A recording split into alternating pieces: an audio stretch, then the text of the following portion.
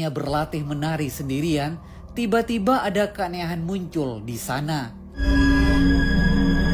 Bayangan Mia di cermin berbeda dengan gerakan tarinya. Mia ketakutan dan dia mencoba beranjak ingin pergi. Namun ada sosok memanggil namanya. Mia. Bayangan di cermin itu bergerak membuat Mia terjatuh. Kemudian bayangan perempuan itu di cermin berubah menjadi sosok perempuan berambut panjang yang menyeramkan bersama seorang anak perempuan. Keduanya muncul dari dalam kaca dan Mia berteriak ketakutan. Beruntungnya Alma dan Ibu Rani segera datang menghampiri Mia. Ibu Rani yang memiliki indera keenam dapat merasakan bahwa sesungguhnya Mia ada yang mengikuti, yaitu sosok perempuan dan anak kecil. Ibu Rani menyarankan kepada mereka untuk menemui Pak Sukmo, orang pintar yang merupakan kenalannya. Di malam harinya, mereka bersama Pak Sukmo memeriksa unit di lantai 6. Pak Sukmo tidak bisa berkomunikasi dengan sosok itu, namun dia menangkap pesan bahwa orang yang masuk ke dalam unit itu akan mati di hari keempat di waktu maghrib. Satu-satunya cara mengusir sosok itu adalah membantu menyelesaikan masa lalunya. Pak Sukmo dapat membaca masa lalu sosok itu, namun dia membutuhkan medium, yaitu berupa benda yang dimiliki sosok itu sewaktu hidup. Alma mendapat panggilan telepon dari Mia agar dia menuju ke kolam renang. Saat Alma sampai di kolam renang, dia tidak menemukan Mia di sana. Saat Alma di pinggir kolam renang, tiba-tiba dari kolam muncul sepasang tangan menarik kaki Alma yang membuat Alma tercebur ke dalam kolam.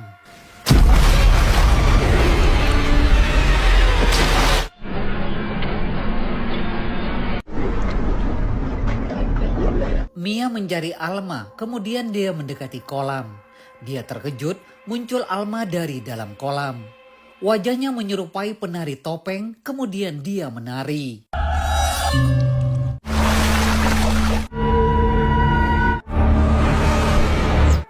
Lalu menyeret tubuh Mia masuk ke dalam kolam renang.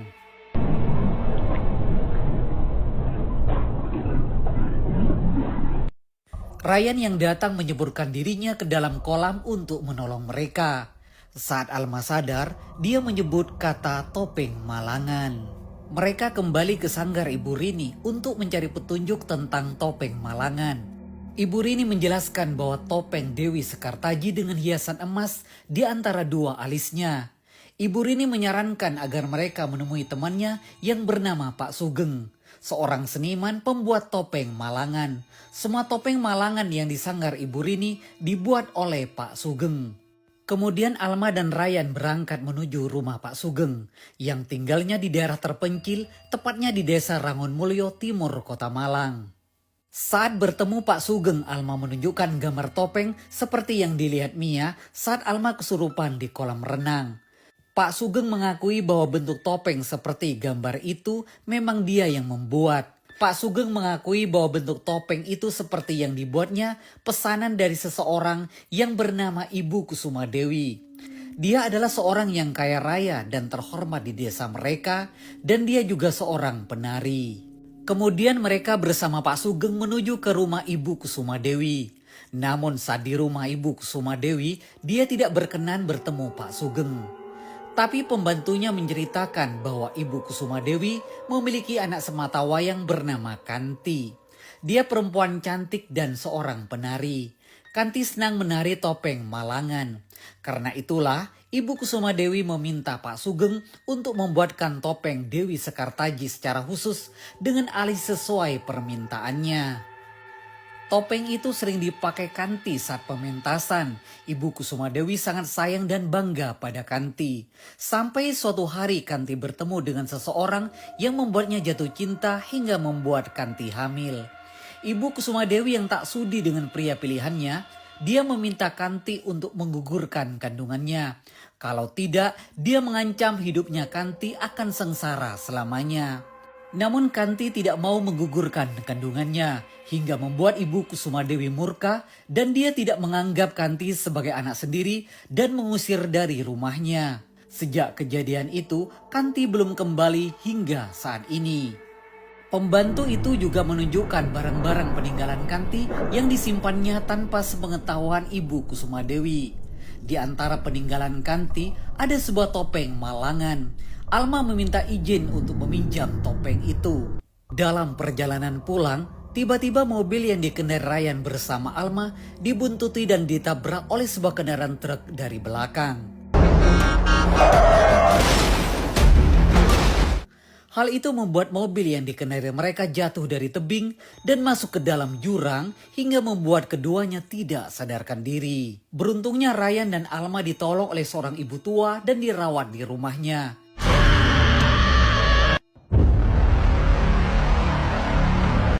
Saat sadar, mereka memutuskan melanjutkan perjalanan ke Surabaya dengan menumpang mobil bak warga lokal yang kebetulan memiliki tujuan yang sama. Ryan dan Alma kembali menemui Pak Sukmo dengan membawa topeng Malangan. Pak Sukmo mengenakan topeng itu sambil menggunakan mantra untuk menelusuri masa lalu sosok Miss K. Hasil penerawangan Pak Sukmo, dia menyebut sosok itu bernama Kanti dan Kirani. Mereka dibunuh dan dimutilasi di apartemen Sasmaya. Sosok Miss K akan selalu membunuh tanpa henti sampai menemukan pelaku pembunuhnya. Namun Pak Sukmo tidak dapat melihat dengan jelas siapa pelaku pembunuh Kanti dan Kirani. Alma, Ryan, dan Pak Sukmo menuju ke apartemen Sasmaya. Setelah sampai di sana, tampak semua penghuni dan pegawai apartemen pergi meninggalkan apartemen Sasmaya karena mereka merasa takut. Ryan mengatakan kepada Aiman dan Wulan, di unit itu pernah terjadi pembunuhan dan mutilasi. Korbannya adalah ibu dan anak bernama Kanti dan Kirani. Pak Sukmo menunjukkan secari kertas kepada Aiman apakah dia mengetahui tempat seperti yang digambarnya itu di apartemen Sasmaya. Karena itu merupakan petunjuk yang berkaitan dengan mayat itu berada. Aiman mengatakan dia tidak mengetahuinya. Mereka masuk ke dalam unit di lantai 6 untuk mencari mayat itu berada. Saat berada di lantai 6, mereka saling berpencar. Alma bersama Ryan, sementara Pak Sukmo bersama Aiman dan Wulan. Alma dan Ryan membuka pintu dan mereka masuk memeriksa unit itu untuk mencari tempat mayat Kanti dan Kirani disembunyikan. Tiba-tiba mereka mendengar suara teriakan Pak Sukmo di ruangan lain. Mereka segera berlari menuju ke ruangan Pak Sukmo. Mereka melihat Pak Sukmo terkapar penuh darah di dalam bathtub.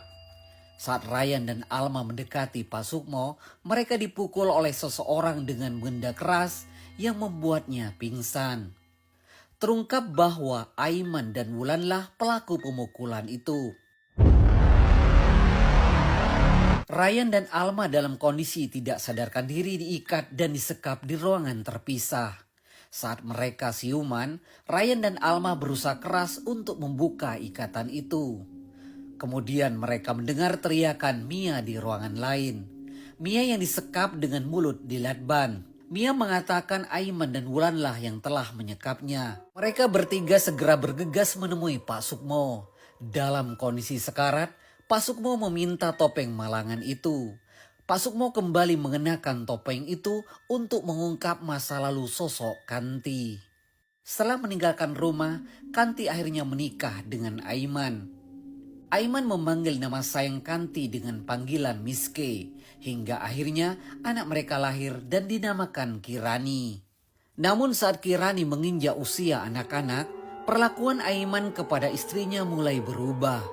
Dia memperlakukan keras Kanti. Hingga suatu ketika Kanti memergoki Aiman selingkuh dengan perempuan lain yang bernama Wulan. Kanti yang melihatnya marah, dia berniat menelpon ayah Aiman ingin melaporkan sikap Aiman. Aiman yang berusaha mencegah Kanti, dia memukulnya hingga membuat Kanti terjatuh. Melihat ibunya dipukul, Kirani memukul Aiman dari belakang. Hal itu membuat Aiman murka, dia memukul Kirani hingga tak sadarkan diri. Hingga akhirnya Kanti dan Kirani terbunuh di tangan Aiman. Aiman dan Wulan menyiksa mereka selama 4 hari. Di hari berikutnya, mayat ibu dan anak itu direndam di dalam bathtub. Pada hari ketiga, mayat mereka dimutilasi. Hingga akhirnya